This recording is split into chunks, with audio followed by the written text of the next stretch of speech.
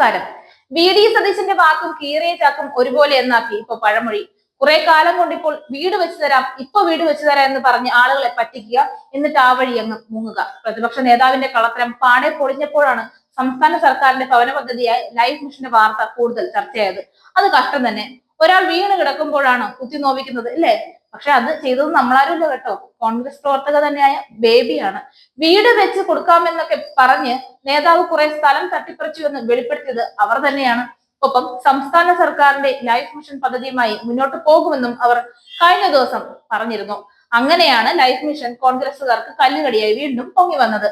അതിനിടെ ലൈഫ് ഗുണഭോക്താക്കളായ 1000 ഭൂരഹിതർക്ക് കൂടി ഭൂമി ലഭ്യമാക്കുന്നതിന് കെ ചിറ്റിലപ്പള്ളി ഫൗണ്ടേഷൻ ലൈഫ് മിഷനുമായി 2ാം ഘട്ട ധാരണാപത്രം ഒപ്പിട്ട വാർത്ത കൂടി വന്നു. മുഖ്യമന്ത്രി പിണറായി വിജയന്റെ സാന്നിധ്യത്തിൽ life mission chief executive officer Suresh ഷാജിയും K Chittilappilly foundation executive director doctor George ശ്രീബയുമാണ് ധാരണാപത്രത്തിൽ ഒപ്പിട്ടത്.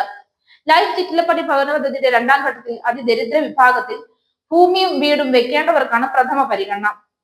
ഭൂമി വാങ്ങാൻ ഒരു കുടുംബത്തിന് 2.5 ലക്ഷം രൂപ വരെയാണ് അനുവദിക്കുക. എല്ലാ ജില്ലകളിലെയും അതിദരിദ്ര വിഭാഗത്തിൽപ്പെട്ടവർക്ക് ഈ പദ്ധതിയുടെ ഭാഗമായി ഭൂമി ലഭ്യമാക്കും. ഭൂമി ലഭ്യമായാലുടൻ ലൈഫ് മിഷൻ മുഖേന അടച്ചുറപ്പുള്ള വീടുകൾ ഒരുക്കും.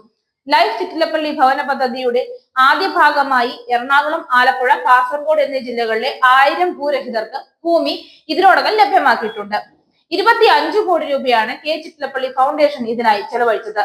തദ്ദേശ സ്വയംഭരണ മന്ത്രി M V Rajesh, K Chittilappilly foundation social initiative director S M Vinod, assistant manager Tania Cherian എന്നിവരും ചടങ്ങിൽ പങ്കെടുത്തു.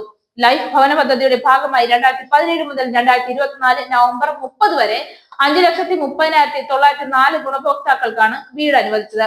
ഇതിൽ 4,23,554 വീടുകളുടെ നിർമ്മാണം പൂർത്തിയായി.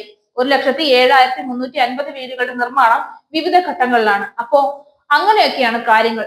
സതീശനിട്ട കാലിന് കാലുണ്ടായിരുന്നെങ്കിൽ ഇപ്പോൾ എണീറ്റ് ഓടിയേനെ. എന്ത് ചെയ്യാൻ, വാക്കിന് വ്യവസ്ഥയില്ല എന്നൊക്കെ പറഞ്ഞാൽ ഇതാണ്.